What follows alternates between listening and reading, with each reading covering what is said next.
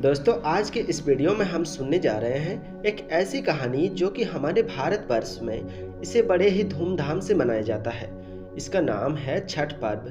छठ पर्व की कहानी क्या है, इस वीडियो को संपूर्ण देखें ताकि आप समझ सके कि छठ पर्व क्या है, इसका महत्व क्या है और इसके पीछे कौन सी दिव्य शक्ति और रहस्य छुपा हुआ है। ये छठ पर्व क्यों मनाया जाता है, इस कहानी में आप संपूर्ण जानकारी खोज पाएंगे। तो चलिए दोस्तों, आज हम छठ पर्व की इस कहानी को शुरू करते हैं। कहा जाता है जब धरती पर दुख, रोग और संकट बढ़ने लगे तब देवताओं ने बताया कि सूर्य देव की उपासना ही वह साधन है जिससे शरीर, मन और आत्मा तीनों की शुद्धि संभव है। और तभी से प्रारंभ हुआ छठ व्रत, जो मातृत्व, संयम और प्रकृति के प्रतीक कृतज्ञता का सबसे पवित्र पर्व माना जाता है।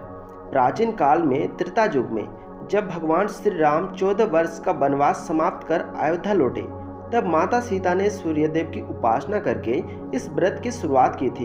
उन्होंने 4 दिनों तक कठोर नियमों का पालन किया। नहाई खाई, खरना, संध्या अर्घ और उषा अर्घ। उन्होंने प्रार्थना की, हे सूर्यदेव, आप ही जगत के प्राण हो, आपके तेज से ही संभव है मेरे इस व्रत से संसार के सभी लोगों का कल्याण हो। तब सूर्यदेव ने उसके समक्ष प्रकट हुए और बोले, हे सीते, तुम्हारा यह व्रत आने वाले युगों तक मनुष्य के जीवन में प्रकाश लाएगा। जो भी इस व्रत को श्रद्धा और नियम से करेगा, उसके घर में सुख, समृद्धि और संतान का कल्याण होगा।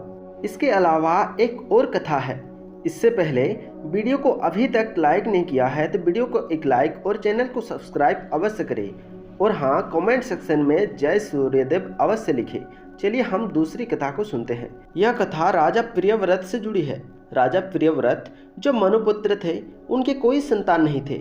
वे अत्यंत दुखी होकर ऋषि कश्यप के पास पहुंचे और बोले, हे गुरुदेव, मेरे पास सब कुछ है पर संतान ना होने के कारण मेरा जीवन अधूरा है।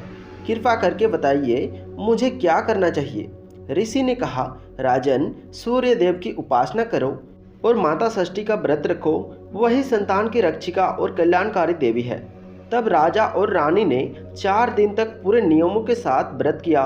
उनकी निष्ठा देखकर सूर्यदेव प्रसन्न हुए और उन्हें एक सुंदर पुत्र का प्राप्त हुआ। तभी से यह व्रत संतान सुख और पारिवारिक समृद्धि के लिए अत्यंत शुभ माना गया है। कहा जाता है कि छठी मैया यानी कि देवी षष्ठी स्वयं ब्रह्मा की मानसी पुत्री है। वे संतानों की रक्षिका और सृष्टि की पालनकर्ता देवी है। उनकी पूजा से संतान को लंबी आयु, स्वस्थ और जीवन के स्थिरता मिलती है। छठ पर्व के 4 दिन अपने आप में तपस्या के समान होते हैं। पहला दिन नहाई खाई। इस दिन व्रती गंगा या पवित्र नदी में स्नान कर घर लौटते हैं और स्वादिष्ट भोजन करते हैं। इससे शरीर और मन की शुद्धि होती है। दूसरा दिन खरना। इस दिन व्रती निर्जला उपवास रखते हैं। शाम को गुड़ की खीर और रोटी बनाकर चांद को अर्घ्य दिया जाता है और प्रसाद ग्रहण करते हैं। यह दिन आत्मा संयम का प्रतीक माना जाता है। तीसरा दिन संध्या अर्घ्य। इस दिन डूबते सूर्य को अर्घ्य दिया जाता है। व्रती नदी के तट पर दीपक और बांस की टोकरी लेकर सूर्य देव की आराधना करते हैं। इस समय पूरा वातावरण भक्ति से भर जाता है। चौथा दिन उषा अर्घ्य दिया जाता है, जो कि अंतिम अर्घ्य माना जाता है। अंतिम दिन उगते सूर्य को अर्घ्य देकर व्रत की समाप्ति होती है। यह क्षण जीवन की शुरुआत का प्रतीक भी माना जाता है।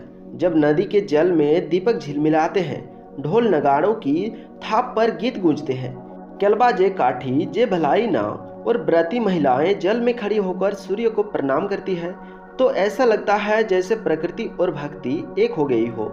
और जब भोर की उस बेला में जब सूर्य की पहली किरण जल पर पड़ती है, तो हर व्रती की आंखों से आंसू बहते हैं और वह आंसू होते हैं कृतज्ञता के, भक्ति के और उस दिव्यता के जो सूर्य की तरह मन को आलोकित कर देती है।